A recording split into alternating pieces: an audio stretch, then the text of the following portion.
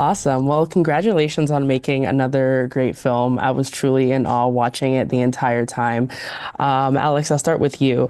I want to know what challenges did you face with balancing realism and cinematic storytelling? Because obviously this is based on memories. That was a very Yeah. impactful line right at the beginning. So how did you balance the two?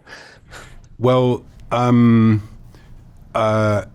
I'll say what the challenge was to kind of unlearn all of the tricks that I've spent 25 years trying to accumulate, and to think differently, and that meant sometimes it was to do with quite subtle things like how the camera is used, or how a scene is staged, but it was also to do with just much more obvious things like not using music and things that are in a way manipulations of a moment, in a kind of editorializing way or a dramatizing way. And the solution to it was to understand what my role was and what the role of the cast and crew was, which was to listen, to not bring our ideas into it, but to listen to the people that were there and then simply execute what they were telling us. And so there was a degree of unlearning and there was a lot of listening. Wow, yeah, that's crazy to unlearn everything that you've used in previous films. So I could Almost definitely everything. see how. Still had to use lenses. Cool. And electricity. And electricity. There was electricity. I forgot the electricity. Yeah. Cool. Well, Ray, I want to ask you this as someone who actually has experience in the war, what was important for you to get right for this film? Everything. I did it for Elliot. He doesn't recall what happened to him, and so just over the years, I think there was this space in his memory that didn't contain this, and so yeah, I think in order for us to recreate that, I wanted him to hear what we heard, to see what we saw. If I could get him to smell what we smelled, then I could, and so I think I left kind of no stone unturned.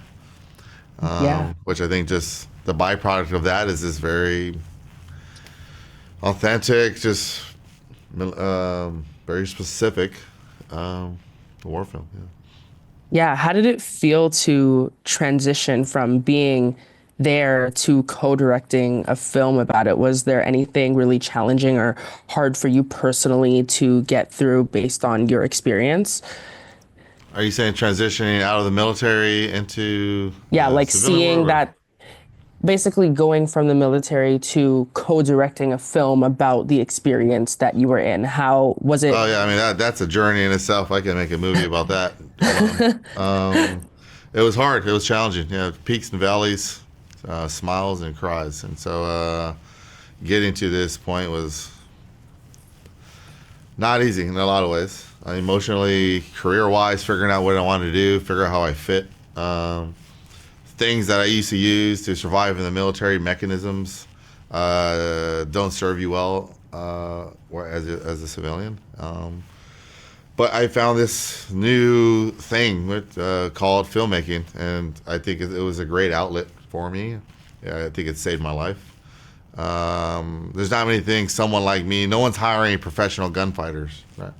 I wish they were. I probably wouldn't be here if they were, but they're not. And so there's not much else I can do with all this experience other than write a book, which I don't want to do, be a police officer, which I respect but don't want to do, or contracting, which I don't want to do. And so yeah, it led me to this, telling stories, and hopefully I get to do more of them.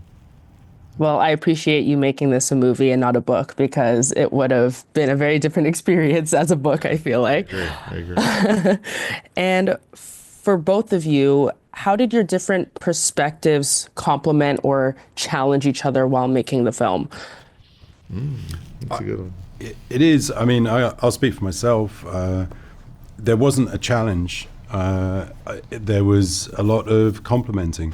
I've worked with lots of people over my working career, I definitely see filmmaking as being collaborative. I'm not sort of auteur theory guy. I can say that of all the many people I've worked with over years, Ray is certainly one of the easiest and not just most pleasant to work with, but also so practical that that kind of practical thinking, a kind of mixture of creative thinking and practical thinking. In film, there's no better union than being creative and practical. Because always with film, it ends up with the same thing, which is you need to stick a camera on it, and you need to understand the thing you're sticking a camera on. And it's great to have big ideas, but if the big ideas are not practical, they're semi-useless. And Ray gets that balance instinctively, I think. It's just in him as a person, makes him a great person to collaborate with. Wow, yeah. Well, you both made a beautiful movie. I'm a really big fan of it, and I can't wait for more people to see it. Thank you both so much for your time. Thank you.